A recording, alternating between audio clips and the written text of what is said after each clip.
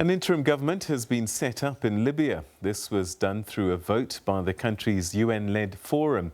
They chose Mohammed al Menfi as the head of the presidency and Abdulhamid Dbeibeh as Prime Minister. The selection of an interim government is part of a UN peacekeeping process based around holding national, presidential and parliamentary elections later this year. Since 2014, Libya has been split between warring administrations in the west and the east, backed by foreign powers. All candidates for the new government have undertaken to hold national, presidential and parliamentary elections on the 24th of December, in which they will not stand for office, and to appoint women to 30% of senior government roles. We're now joined via Skype by Sami Hamdi, who's the editor-in-chief of The Interest, which is a United Kingdom-based international magazine. Sami, great to talk to you again. We spoke earlier this week, and that was before the election. And so the names have been announced. What do you make of those that have been chosen? Very few predicted that these names were the ones that were going to be chosen. Everybody thought that it would be the competing list. There were two in the final round.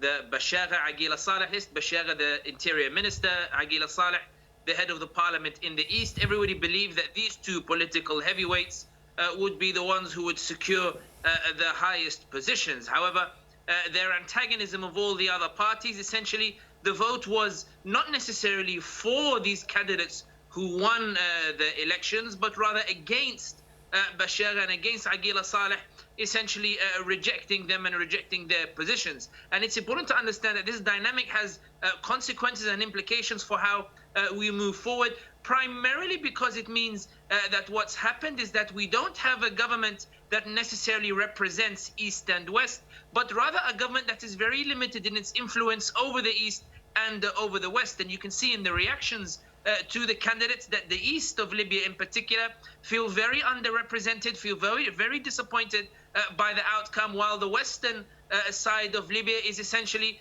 if you look at some of the accounts online, gloating that the east did not get its way in terms of Aguila Saleh becoming a member of the interim government. And this is why there are tensions.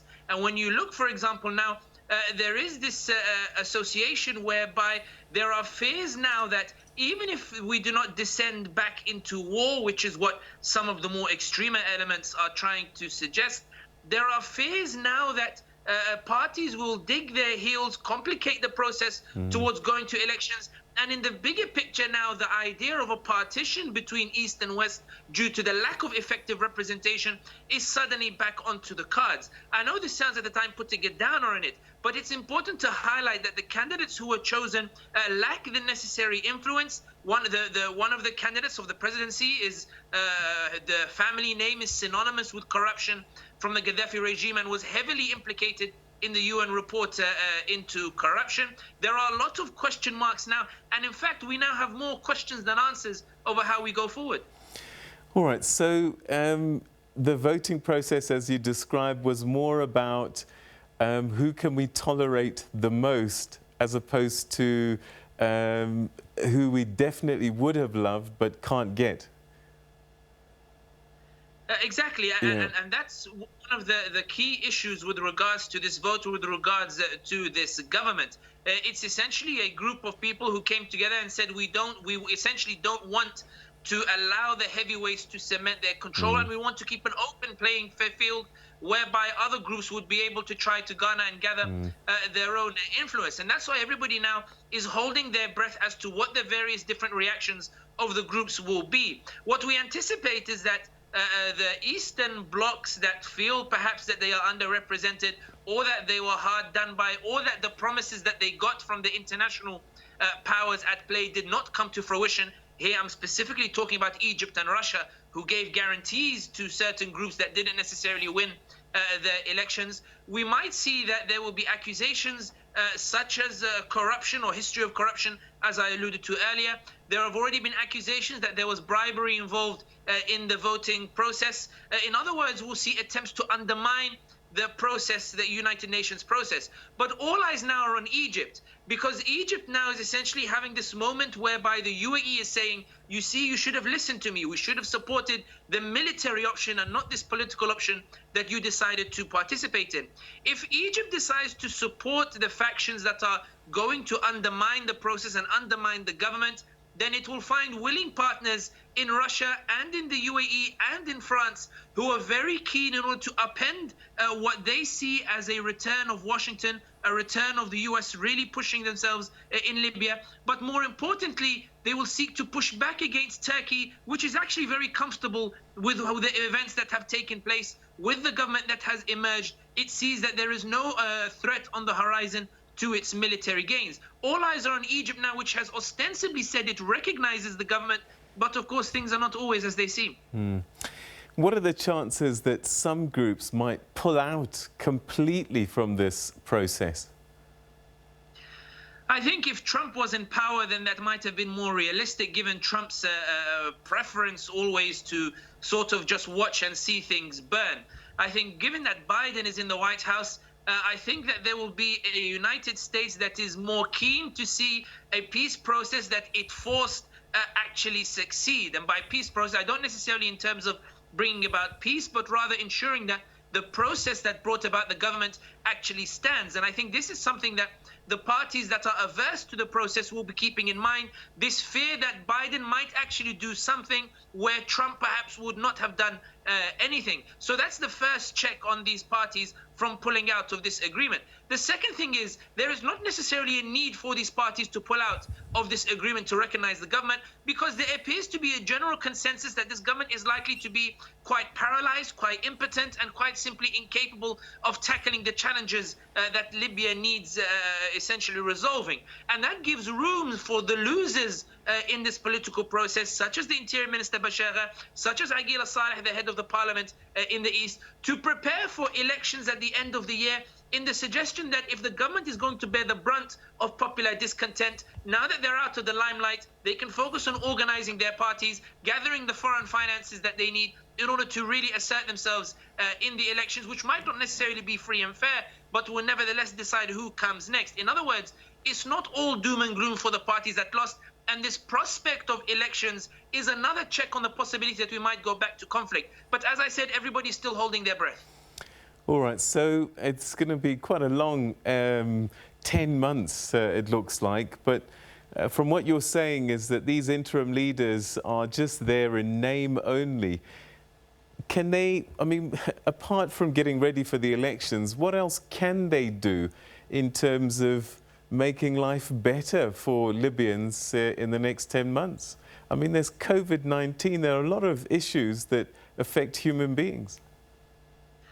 I think that given the failure of Bashar and Aguila Saleh, these two political heavyweights, to impose themselves through their foreign powers on Libya's highest positions, there is this sense that perhaps there is a new chapter opening up in terms of the politics in Libya. And if you look at Libyan social media, whilst of course it's quite polarized, there is a general consensus in that it was unexpected, and that the Libyans, in true Libyan fashion since the revolution, have rebelled against the desires of the international community. But I think that what is important is that with regards to this government is that with Dbeibeh at the top, this individual whose family is synonymous with corruption in Libya from the time of their power during the Gaddafi era, the fact that they are very rich and very wealthy, which is why there are accusations of bribery.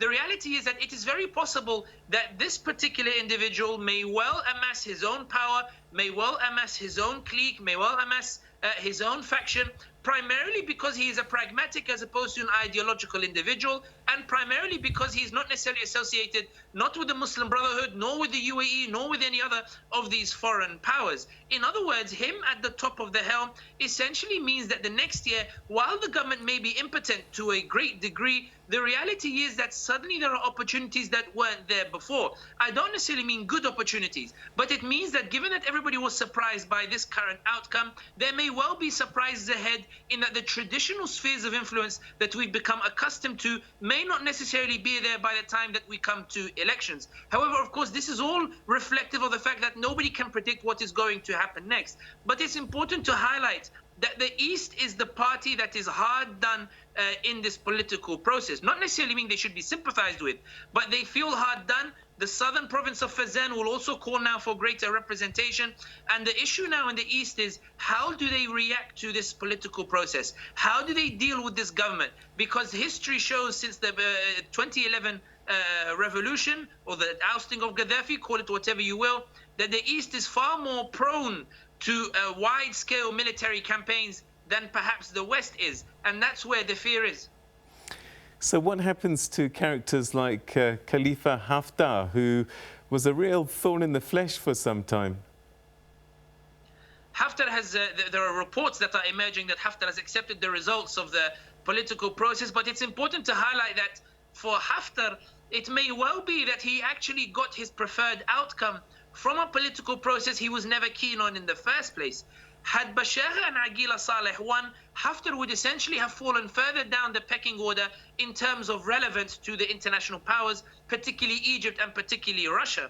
But with an impotent government that is unable to assert its influence in the East, Haftar now will breathe a sigh of relief in that there is still this political framework in Libya whereby he is able to maintain his relevance. And as Egypt becomes deeply concerned over its failure to deliver its allies to the highest positions in this political peace process, Egypt now will feel that where it tried to sideline Haftar, it must keep him on board in the event that it needs to use him as leverage. In other words, Haftar has now become more relevant, ironically, as a result of this political process than perhaps he would have been had his rivals, or perhaps the more the parties that perhaps are more disliked by general Libyans had won. And I think this is why with the Haftar dynamic, he actually becomes stronger as a result of this political process. But again, it depends what Egypt decides to do with him. Egypt is still unsure what's the next step to take, given that it failed through the political process to achieve what it wants. All right, so a year ago, we had another character, Prime Minister Fayez al-Sarraj, and we weren't quite sure where we were going. Would you say that the events of the past year, what's happened in Geneva, is starting to give us some direction of what the next chapter of Libyan life is going to look like, or are we still in the dark? I think it's important to highlight that it depends what you envisage Libya will look like in the next year, or in the next 2 years or 5 years. And by that I mean, if you're talking about finally going towards peace and that the Libyans will own their country and decide the fate of their country, we are nowhere near that kind of dynamic. I think we are nowhere near that kind of dynamic where Libyans will own their country and Libyans will actually have a say in the future of their country. If we're talking about peace, but a division of power between Turkey and Russia and the US and Europe, where parties will act as proxies, where these foreign powers have the greatest say on influence on the exports of oil, on the Libyan economy, where the Libyans and the Libyan parties will first consult with the foreign powers as opposed to their own constituents and the Libyan people, I think we are closer to this sort of peace. We're closer to a Libya that looks more like Iraq and South Sudan than perhaps, and not necessarily in terms of the conflict, I mean in terms of the politics. This idea that, for example, in South Sudan, when Salva Kiir and Riek Machar argue, Riek Machar goes to Khartoum, and when Salva Kiir goes to Kampala, and then they come to an agreement, and then they go back to Juba and decide to form a government once more. I think we're closer to this kind of Libya, a Libya that didn't exist under Gaddafi, a Libya that didn't exist under the King Sanusi. We're talking about a Libya now that will no longer belong to the Libyans. I think we're closer to this. I think it's something that people will celebrate